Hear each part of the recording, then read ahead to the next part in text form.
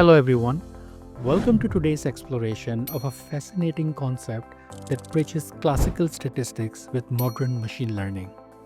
We are going to discover why sometimes our best estimates are not enough for making good decisions, and how introducing the concept of loss functions transforms everything. This isn't just academic theory, it's the foundation of how machines learn and how we make better choices under uncertainty. Let's dive in. Let me start with a scenario we have all experienced. You're meeting a friend who's notoriously unpunctual.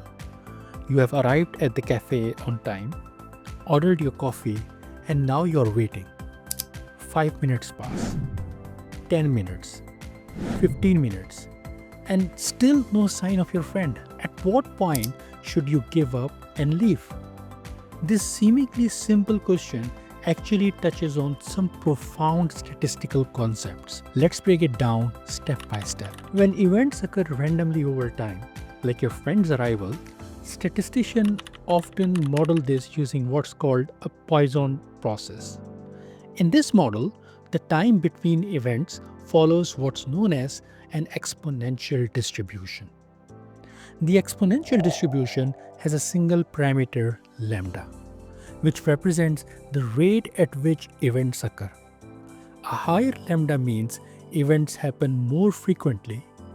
A lower lambda means they happen more rarely. The fascinating thing about an exponential distribution is its memory-less property. No matter how long you have already waited, the probability of your friend arriving in the next minute remains exactly the same. It's as if the distribution has no memory of how long you have been waiting. Now, suppose you have been waiting for your friend for 20 minutes. How might you estimate when they will arrive? One common approach in statistics is called maximum likelihood estimation, or MLE. MLE tries to find the parameter value, in this case the arrival rate lambda, that makes your observed data more likely. Let me show you how you calculate this in our waiting scenario. For an exponential distribution, the likelihood function for observing 0 arrivals in time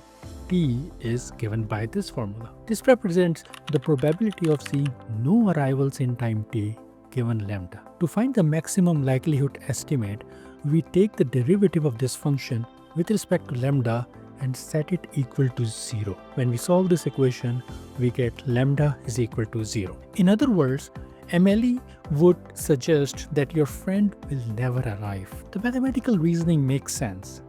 If you have been waiting and seen 0 arrivals, the rate that maximizes this likelihood is 0. But this is clearly not helpful for making a practical decision about whether to keep waiting. This example highlights a fundamental limitation.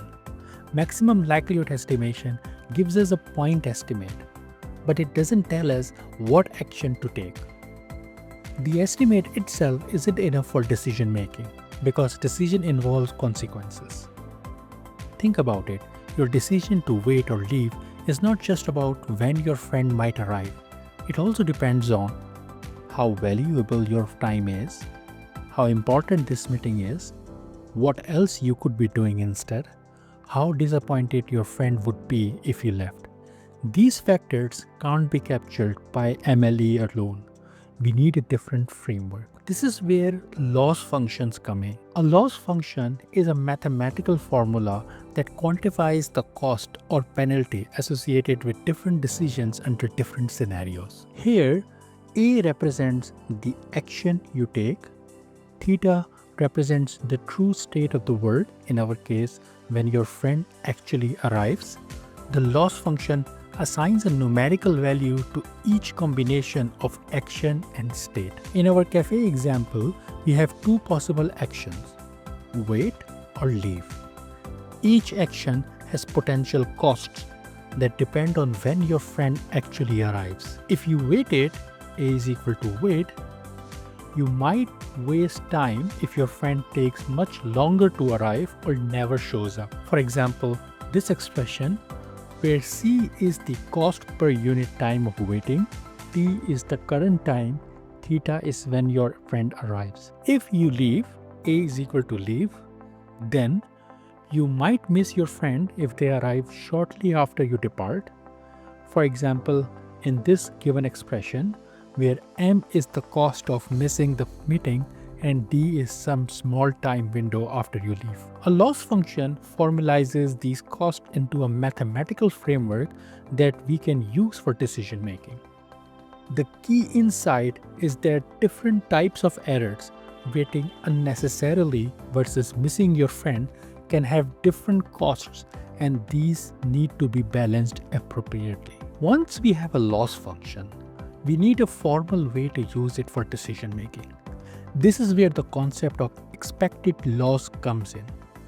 Mathematically, the expected loss for an action A is calculated by integrating over all possible scenarios weighted by their probabilities. In this equation, L is our loss function that quantifies the cost when we take action A, and the true state of the world is theta. P, theta given data, represents our uncertainty about the true state, in this case when your friend will arrive. The integral symbol means we are considering all possible values of theta.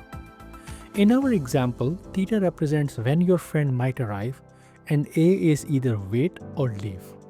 We integrate over all possible arrival times, weighted each by how likely we believe it to be based on our observations so far. The optimal decision is the one that minimizes this expected loss. In plain English, we choose the action that gives us the smallest expected loss. This approach allows us to balance the risk of waiting too long against the risk of leaving too early, using both our probability model and a clear understanding of the costs involved. Unlike maximum likelihood estimation, this framework directly tells us what to do, not just what to believe. This framework, combining probability models with loss functions to make optimal decisions, is actually the foundation of statistical learning and, by extension, machine learning. In machine learning, the models make predictions. The loss function measures how wrong these predictions are. The learning process aims to find model parameters that minimizes the expected loss across all possible data. When you hear about algorithms minimizing a cost function or optimizing a loss, they are applying this exact same principle, just at a much larger scale and with much more complex models. This approach powers countless applications in the modern world. Medical diagnosis, balancing the cost of false positives against false negatives. Autonomous vehicles, weighing the risk of different driving decisions.